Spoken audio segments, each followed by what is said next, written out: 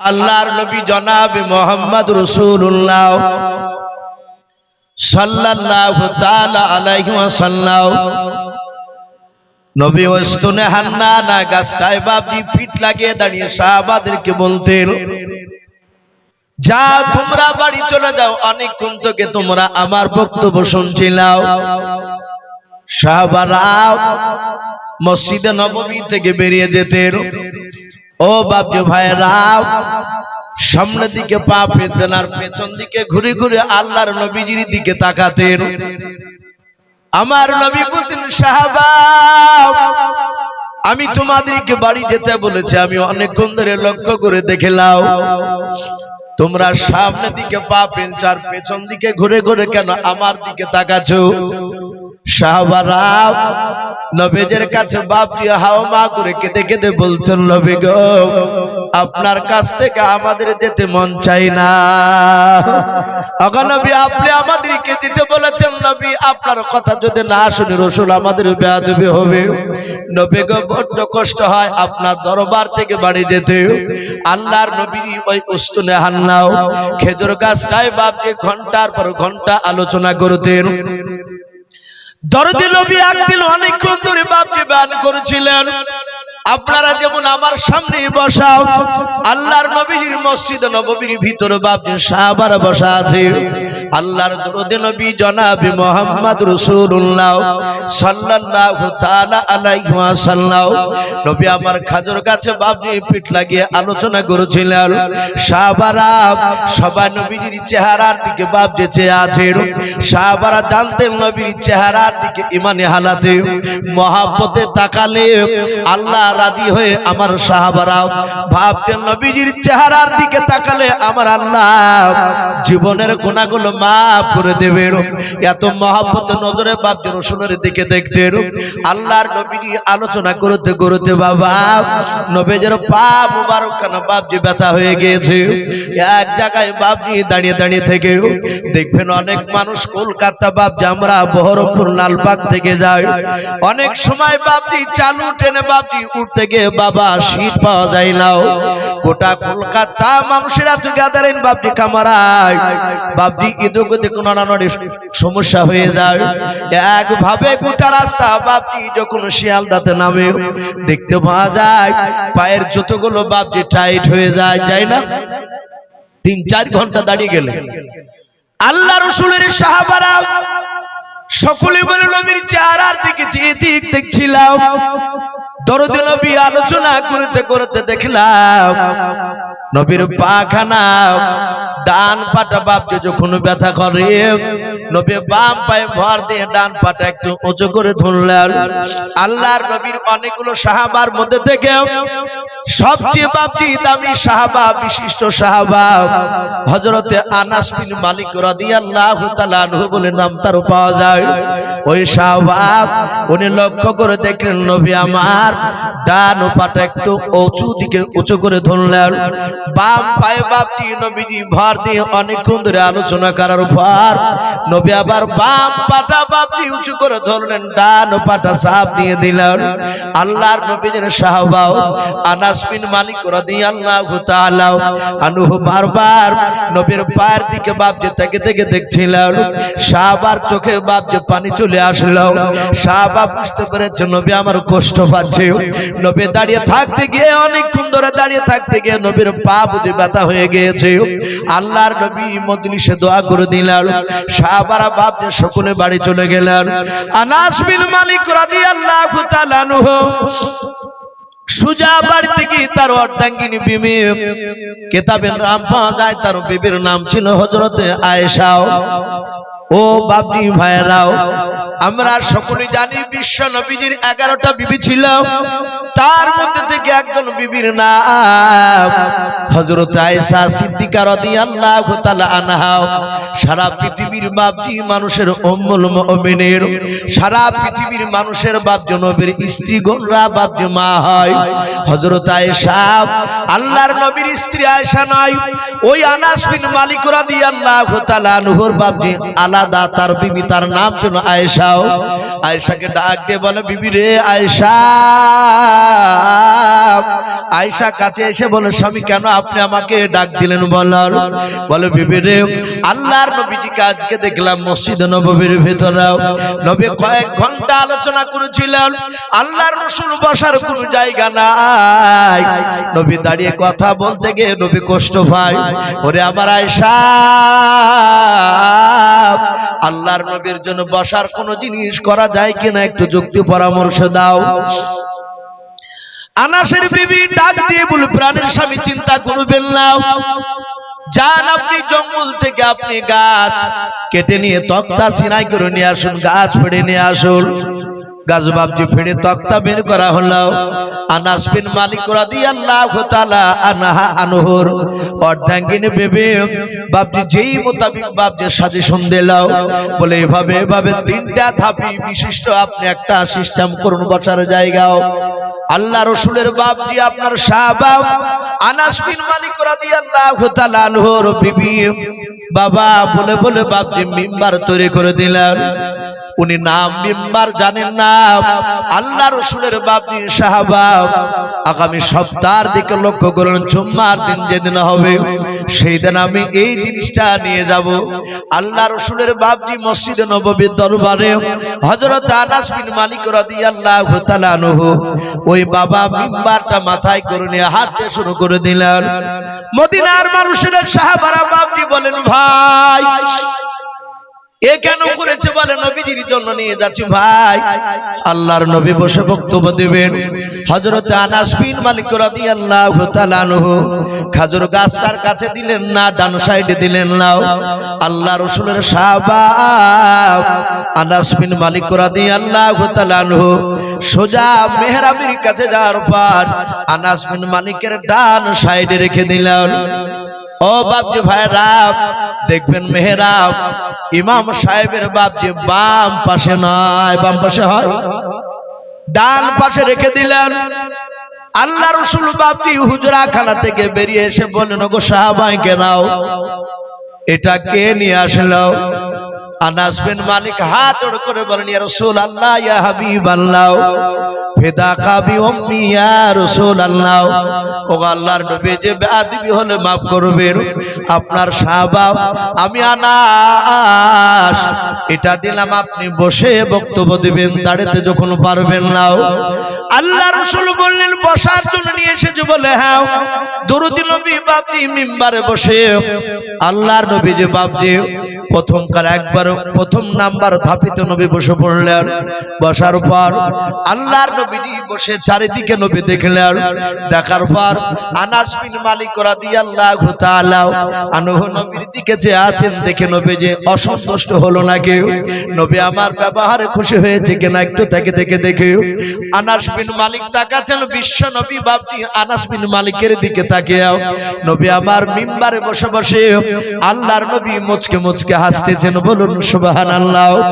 হযরত আবু বকর সিদ্দিক রাদিয়াল্লাহু তাআলা আনহু নবীজির বাপজির সামনে বসা ছিলেন। আল্লাহ রাসূলের চেহারার দিকে তাকিয়ে দেখছেন নবীজি হাসতেছে, আনাস বিন মালিকের দিকে তাকিয়ে হযরত আবু বকর নবীর তাকানোর দিকে তাকালেন। দেখি নবী কোন দিকে তাকায়, কার দিকে তাকায়, দেখলেন আনাস বিন মালিকের দিকে নবী তাকে দেখে হাসতেছে।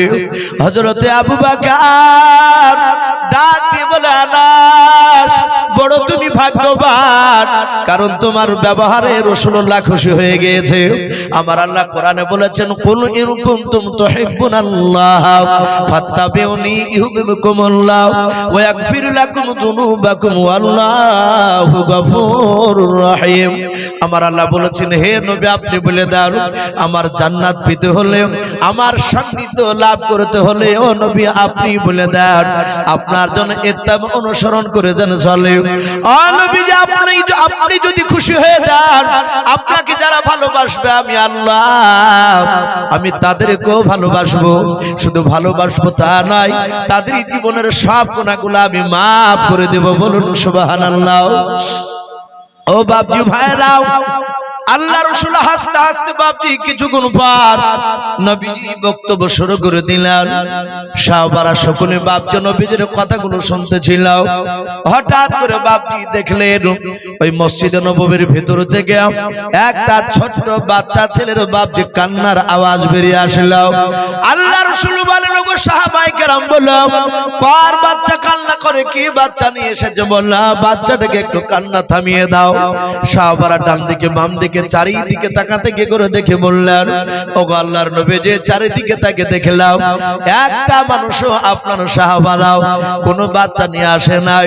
হযরত আনাস বিন মালিক রাদিয়াল্লাহু তাআলা আনহু বলেন, নবী এই বাচ্চা ছেলের কান্নার আওয়াজ ওই খেজুর গাছের ভেতর থেকে বেরিয়ে আসছে। বলুন সুবহানাল্লাহ।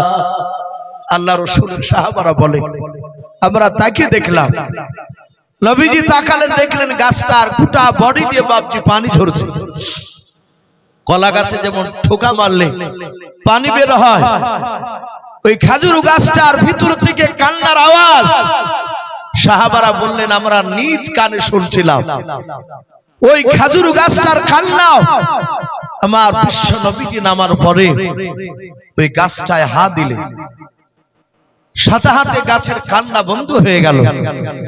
নবী বললেন, এই উস্তুনে হাত নাও, এই গাছ তুই কাঁদছিস কেন? খেজুর গাছটা বিশ্ব নবীর সাথে কথা বলতে লাগলেন। বলুন সুবহানাল্লাহ। হাদিসে পাওয়া যায় 1,24,000 নবী রাসূল। অনেকে বাপজি শুনতে পায়, আপনারা শুনেছেন মতান্তরে 2,24,000 নবী রাসূল বলেন। মিশকাত শরীফে 1,24,000 পাওয়া যায়। আর অন্যান্য কিতাবে বাপজি মতান্তরেও কথাটা এসেছে। যদি 1,24,000টাই যদি বলি, এগুলো তো কম নবী নয়। সমস্ত নবীর মধ্যে থেকে বিশ্ব নবী বলে গোটা পৃথিবীতে মাত্র 2টো নবী রাসূল, তারা সারা পৃথিবীর মাখলুকাতের কথা বলতে পারতেন এবং সব মাখলুকাতের কথা তারা বুঝতে পারতেন। 1 নম্বর নবী দুনিয়াতে আসার সিরিয়াল অনুযায়ী হযরতে সুলাইমান নবী আলাইহিস সালাম। উনি সারা পৃথিবীর মাখলুকাতের কথা বুঝতে পারতেন।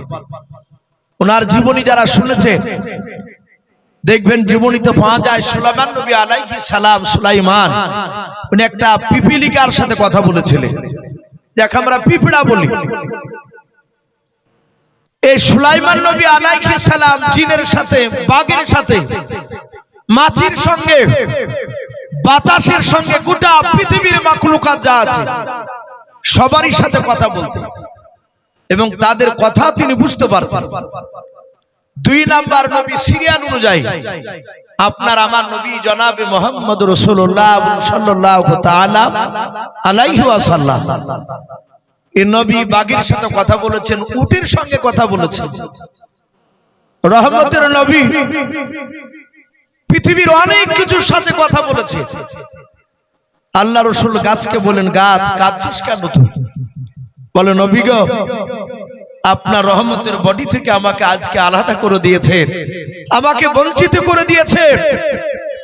এতদিন আপনার রহমতের বডিটা আপনি আমার শরীরে থেকে আপনি বক্তব্য দিতেন। আল্লাহর নবী বলেন, গাছ কাঁদিস না, তুই আমাকে এত ভালোবাসিস। বলে, নবী আপনাকে বড্ড ভালোবাসি, আপনি সারা পৃথিবীর আশরাফুল মাখলুকাতের মধ্যে শ্রেষ্ঠ আপনি মাখলুক। আগা নবী, আমি আপনাকে খুব ভালোবাসি। আল্লাহ রাসূল বলেন, গাছ মহব্বত যখন করিস আর কাঁদিস না। আমার সাহাবা ওই মিম্বার বানিয়েছে, আমি তাতে আজ থেকে বক্তব্য দিব।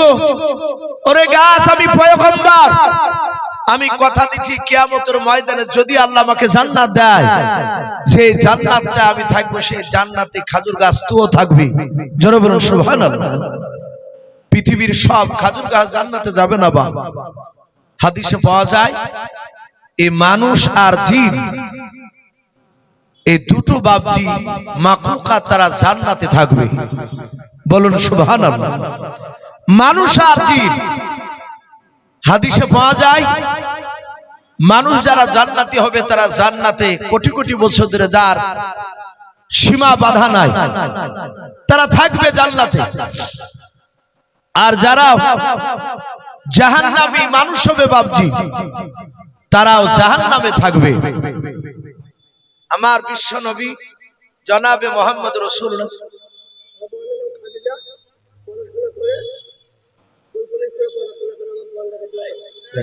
যাও দোয়া করুন, আল্লাহ তোমার বোনকে উচ্চ শিক্ষায় শিক্ষিতা দান করুন। আর বলুন আল্লাহুম্মা আমিন।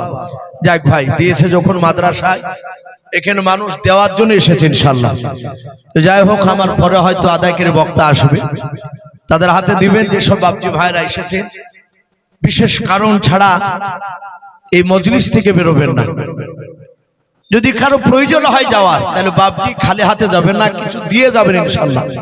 তো ভাই আমি বলছিলাম, এই মানুষরা তারা জান্নাত জাহান্নামে থাকবে। যারা জাহান্নামী তারা জাহান্নামে থাকবে, জান্নাতি তারা জান্নাতে থাকবে।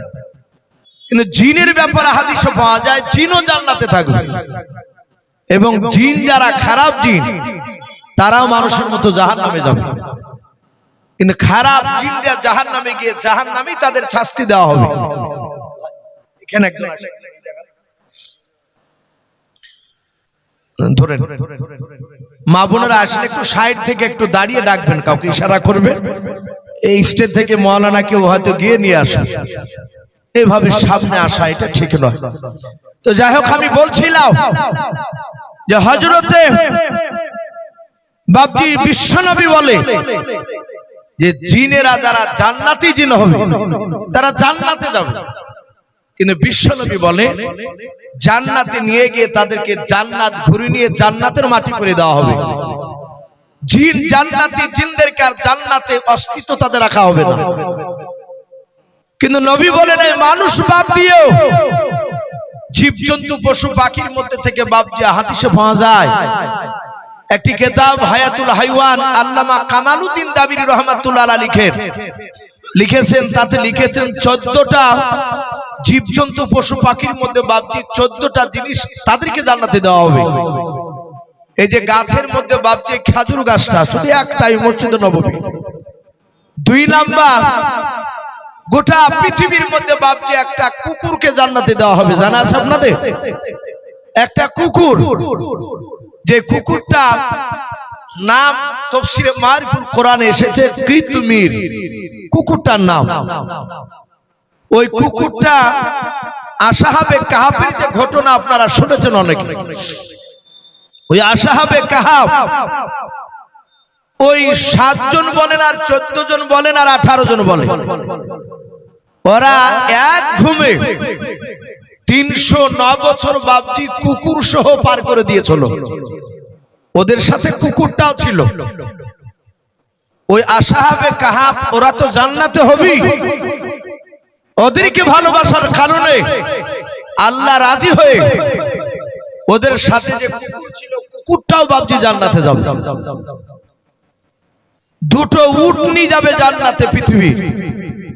হযরতে সালেহ আলাইহিস সালামের জামানায় যে পাহাড় থেকে বাপজি পাহাড় ফেটে যে একটা উট বেরিয়ে এসেছিল, ওই উটটা পেটে বাচ্চা নিয়ে এসেছিল।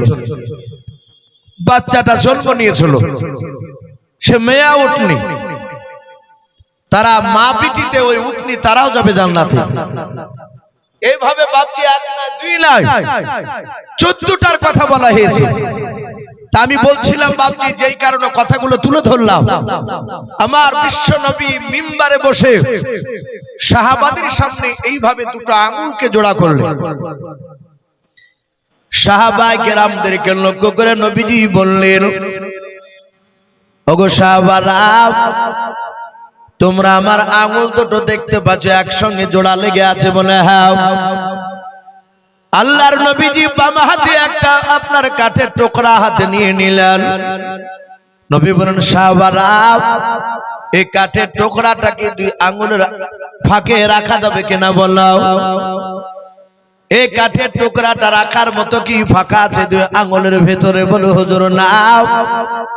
আল্লাহর নবী বলেন, সাহাবারা, 2 আঙ্গুল যেমন দেখতে পাচ্ছ আঙ্গুলে আঙ্গুল লেগে আছে? বলো হুজুর হ্যাঁ। বিশ্ব নবী বলেন কিয়ামতের ময়দানে একটা দল আমার সঙ্গে এই আঙ্গুলের মধ্যে একেবারে গা লাগিয়ে থাকবে আমার সঙ্গে। সাহাবারা বলছেন হুজুর ওরা কারাও? নবীজি বললেন যারা দুনিয়ার বুকে আমার উপরে বেশি বেশি দুরূদ পড়বে। বলুন সুবহানাল্লাহ। এই দুরূদ খুব মূল্যবান। এই জন্য বাপজি আমরা চলতে ফিরতে সব জায়গায় দুরূদ পড়বো। বলুন ইনশাআল্লাহ। হ্যাঁ, এখন দুরূদ গুলো পড়বেন, দেখবেন কোন দুরূদটা শরীয়ত সম্মত কিনা। কোরআন হাদিসে যার অস্তিত্ব নাই, বহু জায়গায় এলাকায় বাপজি দুরূদ বলে চালিয়ে দিছে। আদৌ কথাটা যেটা পড়ছি আমরা অনেকেই, সেটা আরবি শব্দ নয়, আরবিতে আর ফার্সিতে বাপজি মিশাল দেওয়া আমরা অনেক সময় দুরূদ বলে চালিয়ে দিচ্ছি। বাপজি আশা করি অনেকে বুঝতে পারছি। এই জন্য বলবো বাপজি, যেই দুরূদ কোরআন সুন্নাত মোতাবেক হবে, শুধু যে দুরূদে ইব্রাহিমই আপনাকে পড়তে হবে তা নয়, অনেক দুরূদ আছে, 1000-1000-এর বেশি আছে, আপনি পড়তে পারেন। বাপজি আমি আপনাদের সম্মুখে আলোচনা বাপজি শুরু হয়ে গিয়েছে। আমি বিশ্ব নবীজির কিছু কথা আপনাদের সামনে তুলে ধরার জন্য এসেছি। আমরা সকলেই জানি সারা পৃথিবীর শ্রেষ্ঠ নবী জনাবে মুহাম্মদ রাসূলুল্লাহ সাল্লাল্লাহু আলাইহি ওয়াসাল্লাম নবী এমন শিক্ষা দিয়ে গিয়েছেন সারা পৃথিবীর মানুষকে।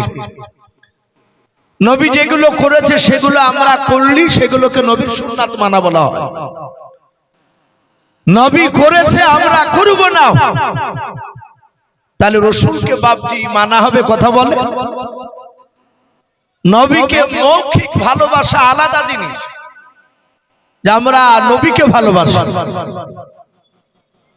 কিন্তু নবীর সুন্নাতের উপর আমল করি নাই, এই ভালোবাসা কিয়ামতের ময়দানে বেকার হয়ে যাবে। বিশ্ব নবী বলেন মান আহাব্বা সুন্নাতি, যারা আমার সুন্নাতকে ভালোবাসলো, ফাকাদ আহাব্বানি, তারা আমাকে ভালোবাসলো।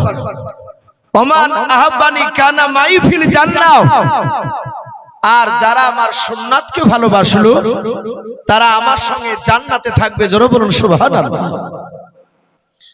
আমার বিশ্ব নবী এমন কোন কাজ, ভারী কাজ আমাদের উপর বাপজি চাপিয়ে দেয়নি। 5 ওয়াক্ত নামাজ আমরা পড়ি নাই, যারা পড়ি না তাদেরকে বাপজি 5 ওয়াক্ত নামাজটা বিরাট ভারী মনে হয়। দেখে পুলিশকে দেখে একটা দোষী মানুষ, চোর, যতটা ভয় না করে তার চেয়ে ডবল ভয় করে বাপজি এই তাবলীগ জামাত, এই মৌলভী মোল্লাদেরকে দেখলে। ক্যারাম বোর্ড খেলছে কিছু যুবক ছেলে, গ্রামে তাবলীগ গিয়েছে, আসর নামাজের পর বাপজি তাবলীগের জামাত তসবিহ নিয়ে হাঁটছে রাস্তা। আসর পর তো ওই মানুষের দাঁড়ে দাঁড়ে যায় যে মাগরিবের নামাজ পড়তে, ভাই চলো, যদি সময় না দিতে পারে তাহলে বলে ভাই এখন যেতে না পারলে আপনি মাগরিবে যাই। হঠাৎ করে একটা ছেলে বলছে ভাই পালাও, বলে কি হলো? বলে ওই দেখ, এই যারা ক্যারাম বোর্ড খেলছিল তারা দেখছে পুলিশ আসছে নাকি, এই ক্যারাম বোর্ড খেলা বাদ দিয়ে তাকাচ্ছে যে ছেলেটা তো বলেছে আসছে, ওই দেখ পালা। গাড়ির তো শব্দও নাই, যাহাতে বাপজি একটু আড়াল থেকে যাহাতে তসবিহ হাতে পড়েছে ওদের নজর চোখে আর নাই, ক্যারাম বোর্ড ফেলিয়ে দিয়ে দৌড়ে দেবো দেখি। ভয়, এতে নামাজ পড়ার জন্য বলবে। যারা পড়ি না তাদেরকে বাপজি আমাদের খুব ভারী মনে হয়, আর যারা নামাজ পড়ে তাদের ভারী মনে হয় না। আজকে বাপজি আপনাদের এই মসজিদে এশার নামাজ পড়লাম, একজন বাপজি নামাজ পড়েন, তাকে আমি চিনি না, কিন্তু বাপজি ছিলেন, উনি পড়া ছিলেন, মানে তখন ছিল না নামাজে দেখলাম, এই জন্য বাপজি বুঝতে পারে, কিন্তু উনি নামাজ পড়ালেন।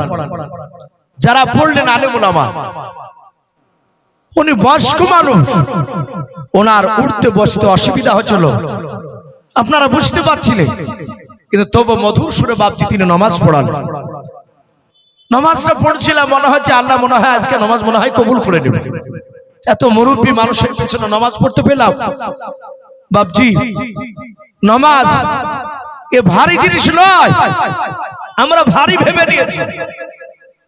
আমার বিশ্বনবী এমন কোন কাজ করে নাই যেই কাজটা বিশ্বনবী না করে সাহাবাদের সামনে চাপিয়ে দিয়েছে। হাদিসে পাওয়া যায় আল্লাহ রাসূল সাল্লাল্লাহু তাআলা আলাইহি ওয়াসাল্লাম প্রতিটা কাজ নিজে আমল করার পর বাপজি সাহাবাদের সামনে বলেছে এবং নবী সেটা বাস্তবে প্রমাণ করে দেখে দিয়েছে। আপনারা সকলেই জানেন জিবরিল আলাইহিস সালাম বিশ্ব নবী, দরুদ নবী, রহমতের নবী, এদিকে দেন না মুফতি সাহেব একটু আগে দেখেন। আল্লাহ রাসূল সাল্লাল্লাহু তাআলা আলাইহি ওয়াসাল্লামকে জিবরিল আলাইহিস সালাম এসে বললেন আসসালামু আলাইকা ইয়া রাসূলুল্লাহ ইয়া হাবিবাল্লাহ। নবীজি সালামের উত্তর দিলেন, বলেন আ জিবরিল ভাই কি ব্যাপার তুমি আমার কাছে? জিবরিল আলাইহিস সালাম তিনি ডাক দিয়ে বললেন, ওগো নবী আল্লাহ বলেছেন বান্দার সাথে কিছু আল্লাহর হক রয়েছে। এই যে আপনারা আমরা আছি এখানে সব আমাদের সাথে আল্লাহর কিছু হক রয়েছে। বিশ্ব নবী বলেন সেটা একটু বুঝিয়ে বলো।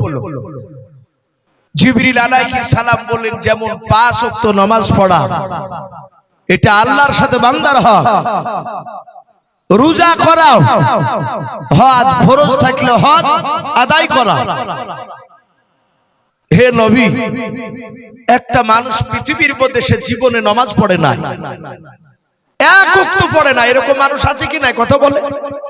দুনিয়াতে বহু আছে, এক ওয়াক্ত নামাজ পড়ে নাই, সারা জীবন মদ খেয়েছে, এক কথায় শরিয়ত বিরোধী কাজ করেছে, সে মারা গিয়েছে।